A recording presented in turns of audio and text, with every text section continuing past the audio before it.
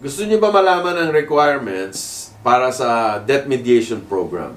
Number 1 po is wala po kailangan collateral and naka 3 payments na kayo or naka 3 months na yung inyong mga utang. Okay, number 2 po, kailangan pumasa kayo sa budget na pine-prepare namin para sa inyo sa program. Once nakapasa kayo, because meron po kayong magiging monthly payment or monthly term do sa program, yun po ay magiging set na hanggang matapos yung length ng inyong program. Isa pang factor para kayo ay makapasok sa program is dapat po may valid tayong hardship. Hindi po pwedeng gusto nyo lang madiskwentuhan yung inyong utang, ay papasok kayo rito sa programa na inyong reason is wala kayong hardship, pero gusto ko mabawasan ang utang ko. Just like that. Hindi po pwede na i-offer natin yan sa inyong mga creditors kung wala kayong valid na hardship.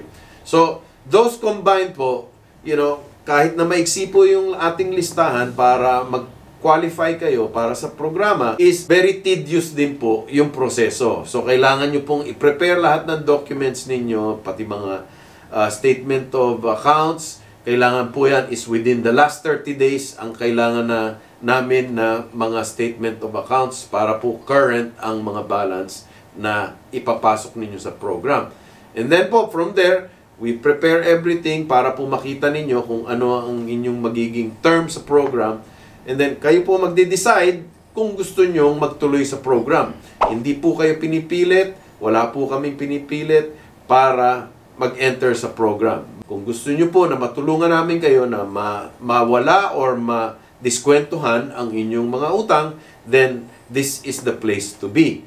So, kung meron po kayong question, you can message us directly or you can comment sa ibaba para po masagot namin ang inyong mga tanong.